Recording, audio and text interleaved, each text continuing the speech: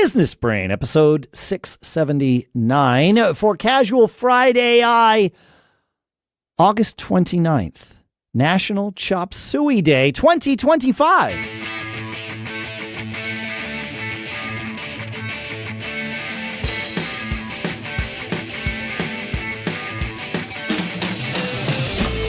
Greetings, folks, and welcome to Business Brain, the show where we take some ideas, we crunch them, we dissect them, we use them to tune our business brains so that we can each keep on living those charmed lives. Our sponsors for this episode include JERRY.ai/businessbrain, perfect for FridAI. That's car insurance made simple and finally on your side. Drivers who save with Jerry save on average $110 a month, and Bitdefender.com/brain, where you can save 30% and keep your small business safe with Bitdefender Ultimate Small Business Security. We'll talk about both of those in a little bit. For now, here in Durham, New Hampshire, I'm Dave Hamilton. And in Northern California, I'm Shannon Jean. What's the difference between chop suey and chow mein? I don't know. I could ask AI. Yeah, you can ask. Hang on. Yeah. It's got to be like the noodle type or the sauce or I don't know what it is. Yeah, because I love chow mein. I've had it quite a whenever I get Chinese food kind of thing, but I don't know that I've ever had chop suey. Well, we have FridAI. Chop suey and chow mein are both Chinese American dishes, but they differ in ingredients, preparation, and texture. The TLDR, which I love that ChatGPT gives me this. Yes. Chop suey equals veggies and meat in sauce, usually over rice. Chow mein equals veggies and meat with noodles, with a focus on texture, crispy or soft. Chop suey has rice and chow mein has noodles. Yeah, but I don't know that that's right. I think chop suey also has noodles. Chop suey can be rice or noodles. Or noodles. Okay. Yeah. That's a typical AI answer. I know. Where it's directionally true, but you might have to do a little more digging to tease out the right answer, right? Yeah. Well, and one question to ask is, are you sure? Yeah. So I'm going to ask it that before I tell it that chop suey can have noodles, and we'll see what it says. Yep. I like it. Chop suey is not noodle focused. Chow mein noodle focused. So yes, chop suey is more like a stir fry stew over rice, while chow mein is a noodle forward stir fry. Noodle forward. I like that. Noodle yes. forward. Okay. Good. Yeah. Sweet. All right. Yeah, that's good. Speaking of AI, can AI make me or you listening a better leader?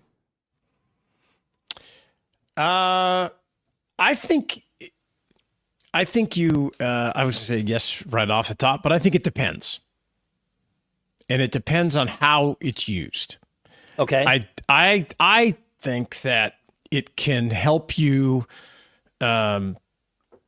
analyze situations and look at things maybe in a different light. I think it could give you different perspective, especially from a leader versus, let's see, team member or employee. I think it can help you with that. But I also think it can make you a worse leader if you rely on it. If you rely on it too much and you don't, if you use it as a crutch versus just an assistant or a knowledge-based type of thing. That's my take on it. Yeah, I mean, this phrase "use it as an assistant" comes up often when you and I talk about AI, and I that is how I use AI best these days, is as my assistant. Same. Yes. So I question it all the time, right? Because yes, nice, as an unreliable assistant. Yeah, I always say, "Are you lying?" And it'll be like, oh, yes, you're right, I am. Right. Sometimes it does that. I think it also can hurt you as a leader by agreeing with you too much. I'm very careful now about how I ask it questions because it can't lead it. You got to be careful not to lead the witness because it will tell you what you want to hear. Oh, yeah, it will. I mentioned to you when we were talking pre-show about that South Park, bit where the the ChatGPT is telling somebody, oh, yeah, of course, I think, waffles and French fries mixed together would be a great idea for a business. Let's expand on that. Let's do that. Kind of thing. Yeah. Let's do it. And so, I think you need to be aware of its limitations. You need to call it out when you know it's wrong, and you can't just rely on it. You can't take it verbatim either. No, I agree. I should say not no, but yes, I agree. However, could AI be your leadership or management coach? I think that's where you really got to be careful about not pumping you up. Your prompt needs to have it be critical of what you're doing. And this goes back to you and I have talked about this on the show before, about this concept of when you want to give a compliment, look out the window, and when you want to criticize, look in the mirror. Right? The AI, I think, has a tendency to want to flip that. Yes. Because it's trying to please you, right? Yeah, I don't want it to please me. No, I don't want it to either. I say on this show all the time, it turns out I'm a good leader, but I'm a bad manager. Yeah, I don't want to use that as an excuse anymore. I want to be a better manager. I mean, it turns out I'm going to have people. Yes. So I want to be able to inspire them and coach them and all of those things that make up a good manager. And I feel like AI certainly has ingested the data that it could use to help coach me. Yes. But it needs to be critical. You're right. And perhaps one of the ways to create the prompt is to choose a leader that you know has had success and that you agree with their leadership style, and have it respond in that manner. Say, okay, I really respect the leadership style and achievements of Bob Iger, right, the CEO of Disney. I want you to, using his leadership style, help me solve this problem, or help me come up with this solution, or a presentation, whatever it is. So, because I think that it's like ChatGPT especially is better when you give it this framework to operate within, right? That's a brilliant framework, because you're essentially saying, I want, in this example, I want Bob Iger to be my mentor. Correct. You be the stand-in for Bob Iger as my mentor. Yep. Don't please me, help me. I don't want you, the AI, to fix this for me. Right. I want the techniques of Jack Welch from GE, or what is it, Maria Barra? She's the CEO of GM, or whoever. If you really want to be a jerk, you could be Steve Jobs. However, but he got better later. But yes, but he did get better later. But that using that would be those characters or those real people. Because then I think Bill Campbell would be the one. Yeah, I would choose. He was into it for a long time. I remember that. Yeah. I got to see him speak at actually my sister-in-law's graduation of all things. That's cool. He was fantastic. Yeah. I bet. But then pick somebody good. Yeah, pick somebody good, somebody you respect, somebody that has a body of work out in the internet, because that's where it's finding that data, right? It's not, you can't pick the guy who runs the HVAC company down the street. Good as he may be, ChatGPT doesn't know about him. He may be killing it. And so that is, that would be the way I would do it. Yeah, I love that. All right. Yep. That's the way to do it. Yep. At least according to two random podcasters.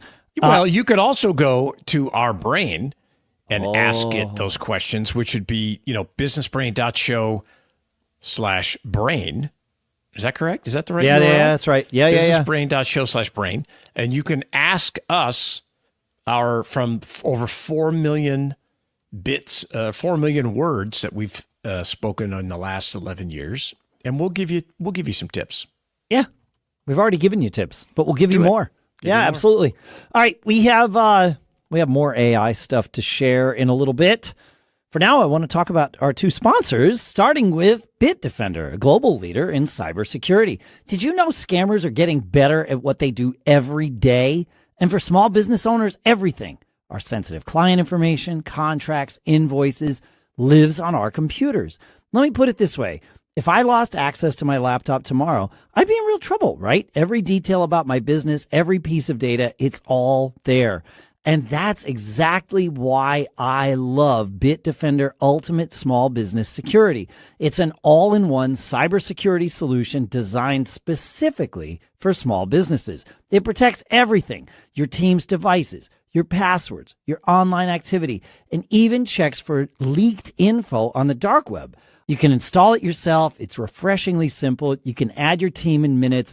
And now everybody's devices are covered, whether they're in the office, at home, on a public Wi-Fi, in Canada. It doesn't matter, right? Small businesses are easy targets. We don't always have time to worry about cybersecurity, but Bitdefender makes it simple. Keep your small business safe with Bitdefender Ultimate Small Business Security. Save 30% when you go to our link, bitdefender.com/brain. That's bitdefender.com/brain, bitdefender.com/brain for 30% off. And our thanks to Bitdefender for sponsoring this episode. All right, now I have a question for you. Would you rather spend an entire weekend assembling IKEA furniture without instructions or shop for car insurance? Yeah, exactly. That's how bad insurance shopping used to feel. Well, until our sponsor Jerry arrived. Jerry makes the whole process seamless. You just answer a few simple questions once, and Jerry quickly compares quotes from 50 plus top-rated insurers. No endless forms, no hopping site to site, no sales calls. You get real, personalized options you can trust, plus 24/7 support. They'll even cancel your old policy for you, which means switching is actually painless. And Jerry doesn't stop there. They proactively alert you to rate changes in your state so you know when to reshop. It's like having a proactive car insurance assistant in your pocket without the awkward need to feed it snacks. Jerry has already helped over 5 million customers shop smarter for car insurance. If you're ready to protect your business, your family, and keep living your charmed life, Jerry could help you too. So stop needlessly overpaying for car insurance. Drivers who save with Jerry save on average $110 a month. That's more than $1,300 a year. So before you renew your policy, do yourself a favor. Download the Jerry app or just head to JERRY.ai/BusinessBrain. In just a few minutes, you can compare quotes and coverages side by side from up to 50 top insurers. Jerry, car insurance made simple and finally on your side. And this is all based on drivers who switched and saved with Jerry over the past 12 months. Over 20% of drivers who switched with Jerry found a monthly premium of $87 or less. Not all drivers find savings. Again, it's jerry.ai/businessbrain. And our thanks to Jerry for sponsoring this episode. So, hey, go ahead. Yeah, I want to call an audible. Good, go. Much better. Yeah. I'm gonna change the topic. I want to talk about AI SEO. Oh, because it's really funny. I had that on my list for next is that week. Right? Oh, that's good. Well, we're gonna jump in right now. I love it. And yeah, because I've had several clients say, "Oh, I found you through ChatGPT." I love that. And I said, "Wow!" I'm like, yes. "What did it say?" Because I'm really curious about. And it came up, and they sent me the query, and it's like, "Oh, I'm looking for this. I want help with this." Da da da da. And it was like, "Oh, you should talk to this person," and it just blew my mind, right? And so I asked ChatGPT, "What's the best way to be ready to get your business ready for AI SEO? People using AI to search instead of Google." Yes. Right. And it's this is real. One of our businesses, we get a ton of traffic from ChatGPT. It's amazing. It's amazing. And it says, of course, since it agrees with me every time, it says, "This is one great question, Shannon." You're a rock star. You are killing it. This is one of the biggest shifts happening right now in marketing. Being AI SEO ready means preparing for a world where people ask AI ChatGPT, Perplexity, Gemini, instead of typing keywords into Google. And I thought we talk about this for a couple minutes. Yeah. So I'm guessing that you have not, prior to these people coming to you, you had not done any intentional AI SEO. I had not. Okay. I still have not, because I don't even know how to do it. So I brought it up. I want to learn. I'm a beginner, Dave. I freaking know. That's what I love. And I really think most people, it took me a while to realize that you are perpetually a beginner. I know I said it on Wednesday, but it took me a long time to figure it out. My guess is most of the people that learn from you haven't yet figured out that. And I hope they do. It's good. Yeah. Yeah. So it's telling me here, like, it's more like conversational queries, right? Yes, and right. direct answers, not links, which I think is very important, because your people are not clicking through, right? Like where it used to be, you go to Google, you search for it, it's on the first page. Okay, I'm going to click it and go over there. For a long time, and this has changed, Google's whole thing was to get you off of their site as quickly as possible. Not anymore. Not anymore. That's right. The whole top section is AI. So this, what ChatGPT is telling me is trust signals matter the most. AI is looking for authority, credibility, and structure in content when choosing what to reference. And I would say everybody should go up and put this in there. It's telling you to write in a Q&A style that matches conversational prompts that people ask AIO. FAQ sections, how-to guides, and comparison posts works well. That can get, it's fascinating. Start articles on your site and start product descriptions with clear 2 to 3 sentence overviews. AI loves digestible takeaways. Oh, yeah, of course it does. Because that's literally what it's doing. It's digesting your content. Yeah. So instead of like maybe your bullet points on your product or whatever service it is, it needs like a summary, a quick 2-sentence narrative of something around like that. Right? Yeah. Interesting. Yeah. Another topic I thought was building topical authority, clusters over keywords. Instead of one keyword article, build a cluster of related content around a topic. And link and cross-link them to each other? It says, like in my example, because it knows I did this handbag business, right? It's trying to pump me up. It says, example, not just handbag resale tips, but a cluster on sourcing, pricing, authenticity, marketplaces, individual articles, that tie it all together. Yeah. And that's why it says AI prefers sites with expertise demonstrated across multiple related articles, not one-off posts. Pretty cool. I'm hearing from folks. I mean, obviously, I was in the web publishing, the Apple web publishing business for a very long time, and I am hearing from people that were and are in the general tech publishing business that their search traffic has nosedived. Oh, it must be, whereas right? the people in the niche thing, like we're only doing Apple content, they're seeing it rise. That's wild. Which makes perfect sense. Yeah, I mean, totally. we've said for years, riches, niches. Yes. And this is what it's saying. This last thing I'll say, it's here, double down on your brand. As AI search becomes more answer-oriented, the brand is the differentiator. Oh. If someone just trusts, and I'll use me, of course, Shannon Jean's reseller mastermind instead of some blog, they'll bypass generic AI answers and go directly to you. I believe the personal brand is so important above, I mean, of course, your company brand, but we are all in the content business. We just did a whole episode on this not too long ago. Yeah. But you your personal brand is super powerful. So I agree. It gives me the TLDR.